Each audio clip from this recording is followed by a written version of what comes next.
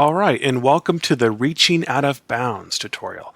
And in this video, we're going to give the illusion or create the illusion of something that is going beyond a boundary, or it's reaching out of frame.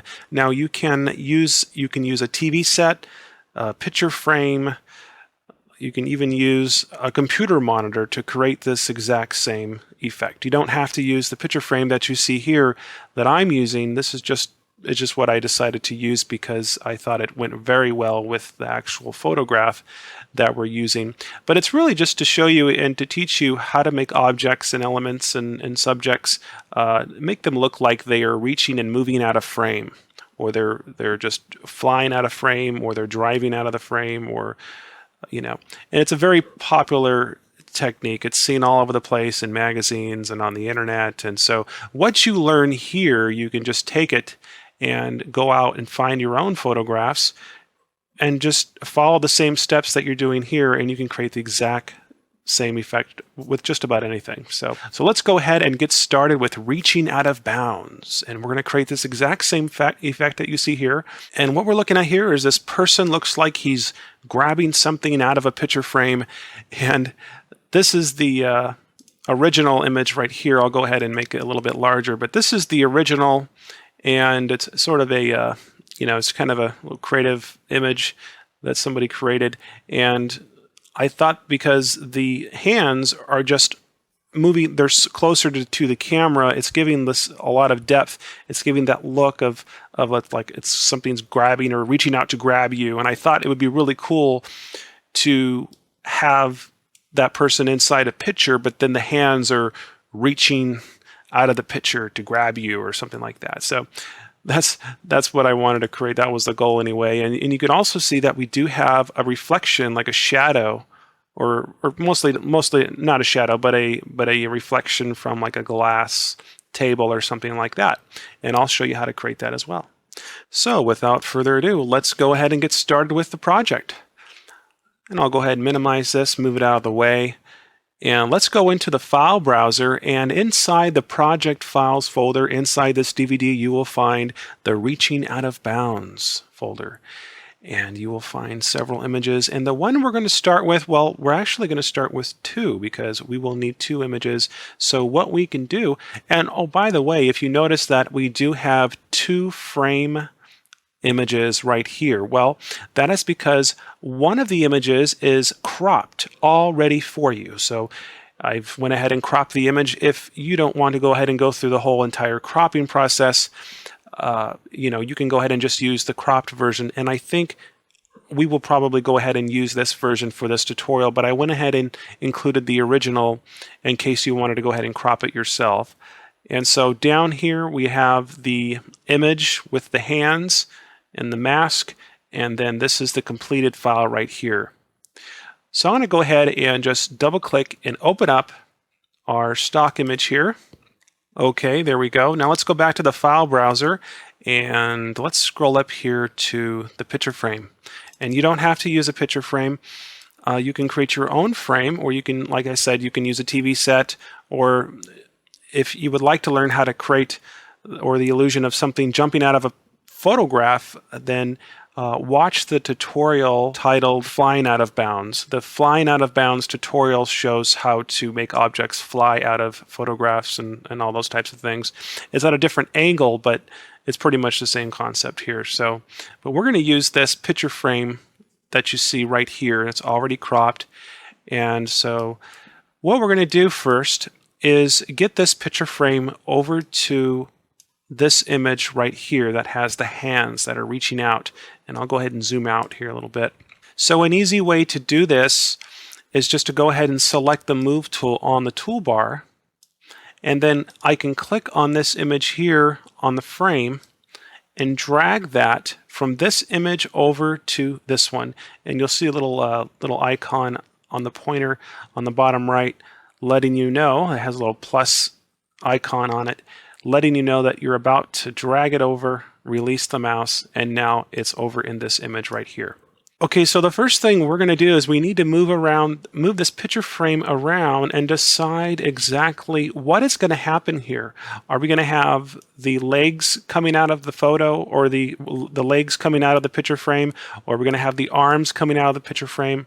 You can even just go in here and select the eraser tool, just so you can kind of get an idea, because even though you imagine it in your head what it's going to look like, it may not work. So we can I'll zoom in a little bit closer here. And let's just say, for instance, that we wanted the foot to be out of frame. It looks like to me that could be possible.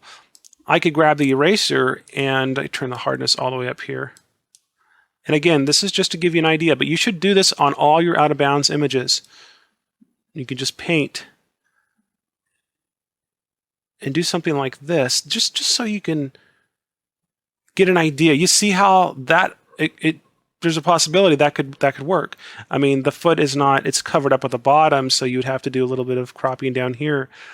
But this is just to help you so you can really get a good idea on what this is going to look like. I can just go through here and you see that. And I can also go over here and erase this away. And so use the eraser, place an image or something on top of the photo, and then go through here and just use the eraser and go around and get some ideas. Now it looks like his head is actually coming through, or is outside of that, and I could even probably go down here. Looks like it's way down here. It's a very long mask. So now that doesn't look like it could actually happen, because I don't know how he's going to how did he get his head in there in the first place, because that's how is he going to get it out? I don't know. But so use the eraser tool. And so what we're going to do on this project is that and again, this is just a very basic tutorial. This is not anything extravagant. I mean, we're going to use all basic stuff here, just basic cropping and just a few basic layer things. So it's not really that complicated, but these tips are to help you, so when you're starting your own out of bounds images at home, you could really, watch closely, and you can just apply the same techniques, and this will really help you out. So let's not mess around. Let's go ahead and get started. All right, so let's go ahead and get started. I'm going to move this down just a little bit right here. And what we're going to want to do is unlock the background layer, which contains the photo. So let's go ahead and double click on that and just give it a name. I'm going to call it mask. And then let's make a new layer and drag that new layer below the mask layer. And we're going to make this new layer the black background. So let's just call that background. Now we can just grab the paint bucket, select black from the foreground, and then click on the image, and you'll see that that'll fill that background in with black. All right, and next I'm going to go ahead and just rename this top layer here to frame. There we go. Now we must decide, or we must know which objects or elements are going to be going out of bounds. Well, in this one, it's pretty simple. We're going to have it so it looks like the arms and the hands are reaching out of the picture frame. What we're going to do is crop those two objects, okay? So let's go ahead and make this frame layer invisible, and then we're going to select the Move tool, zoom into the image, and now let's select the Pen tool, and what we're going to do is draw a pen path around the arms and the hand. Now, like I said before, we do a lot of cropping in these videos. So I'm just going to zoom in a little bit closer and go ahead and start right now. All you have to do is click and start to create this path just around the object or objects that will be going out of bounds, just like this.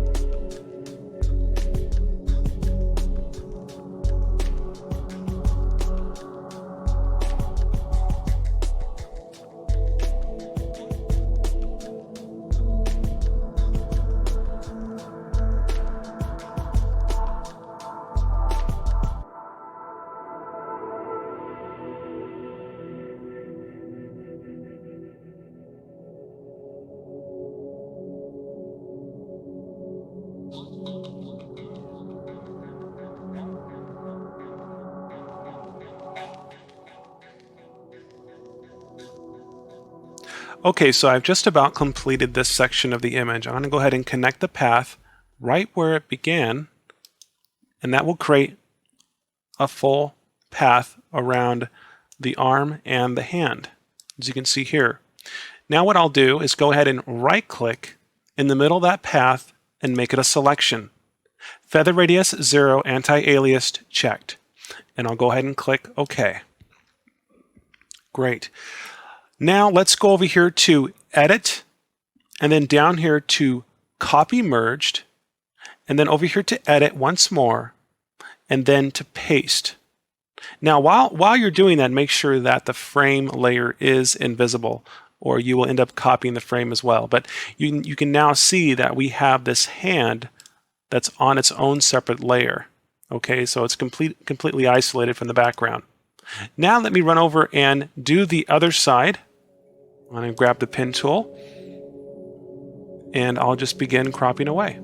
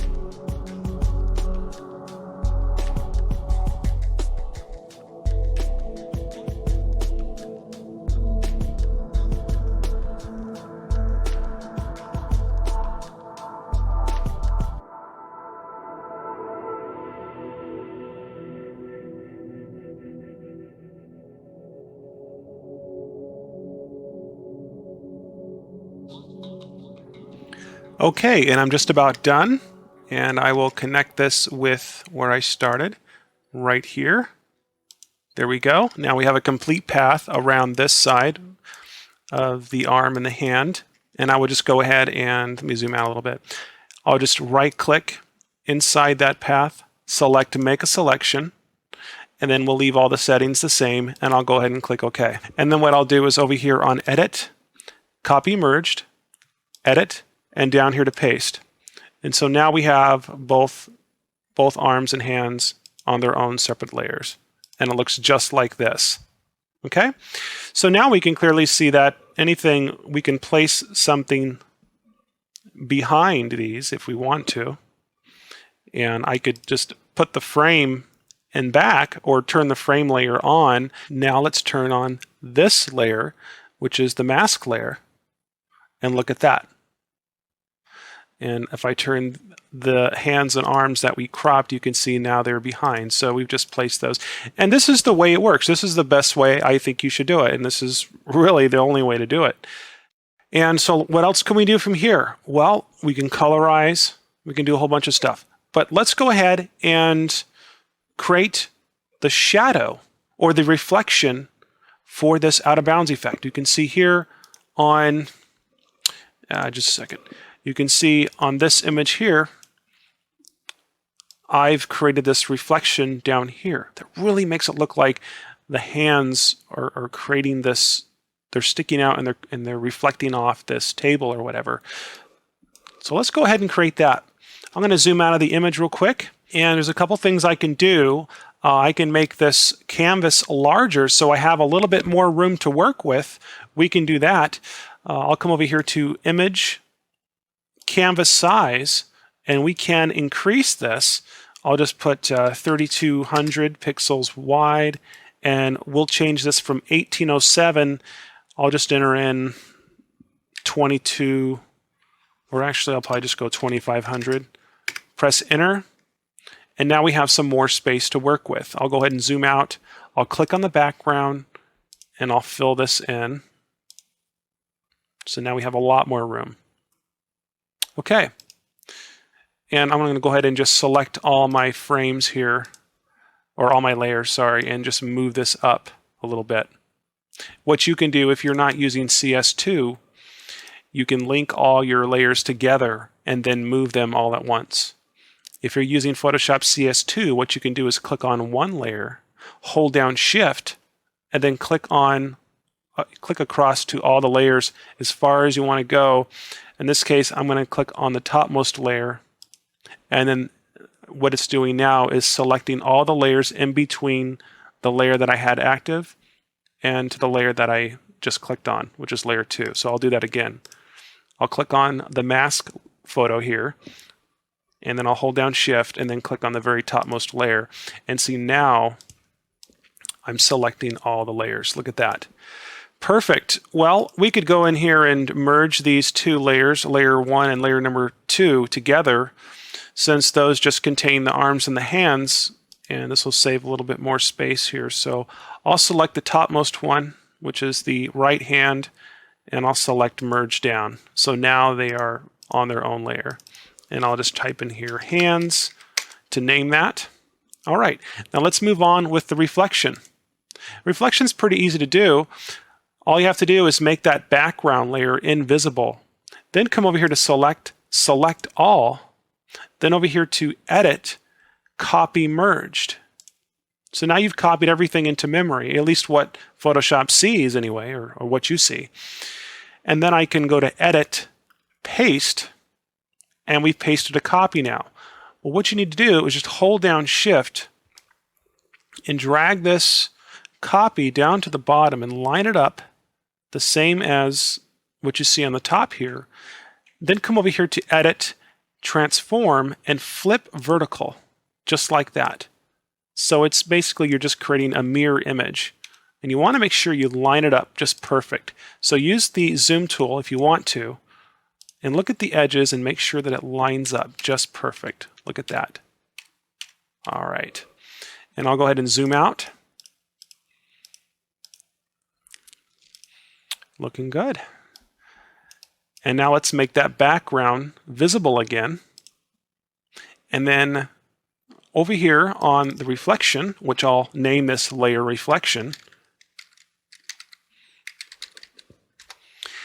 turn down the opacity. Look at that. By turning down the opacity, you get the best reflections. You can see just what I'm doing right there. Look at that. What you can also do, I'm going to zoom out, and I'm going to make a new layer above that reflection. We can create a gradient so it looks like the reflection is actually gradual. Watch this. I'll make sure the foreground color is set to black by pressing D and X on the keyboard until I have the foreground black. Then up here on the options bar, I'll make sure I have the second preset selected right here. What this does is it allows me to go from the foreground to transparent, to transparency. So I'll double click on make sure I have that selected, and I'll bring the crosshair. You could probably barely see it on the video, it's really small, but I'll bring that at the very bottom of the image, or just outside of the image if I want to, and I'll press the Shift key on the keyboard and I'll drag up. You see that? And now it makes it look like it's a gradual blend. I'll do that again. I'll hold down Shift, click the mouse, and drag up. And now that reflection is a lot more gradual. Okay, so everything's looking really good. Let's go ahead and take a look at our work. And it looks like right now we need to do a few more things.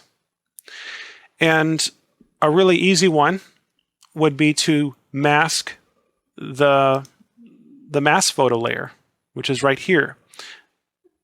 And so what I can do is come over here to the toolbar, select the rectangular marquee tool, and draw a selection right where the frame is, the picture frame.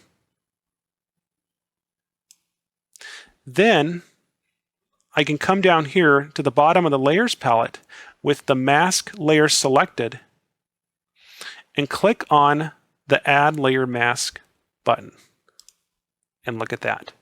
And that will just mask and or it will just anything outside of the selection will be black, and we will be showing the background and we will only retain the center that was inside the selection.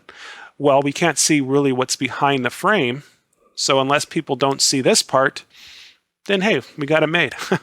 So the frame covers up the actual shape of the mask. There we have it. And so to complete the project, you can see on the final one that I have here, I've colorized the image. Well, this is really easy to do. All I did was I created these new layers above all the other layers that I have on this project, and I filled them in with the color, and then all I did was overlaid them over all the other layers to get this color. See, this is what it was before, and this is after. So all I really need to do is just create a new layer, and I'll just put shadow or something like that for this. On this new layer, I'll just come over to the toolbar and I'll select a color. I'll choose a color that I'd like to overlay, and I'll click OK.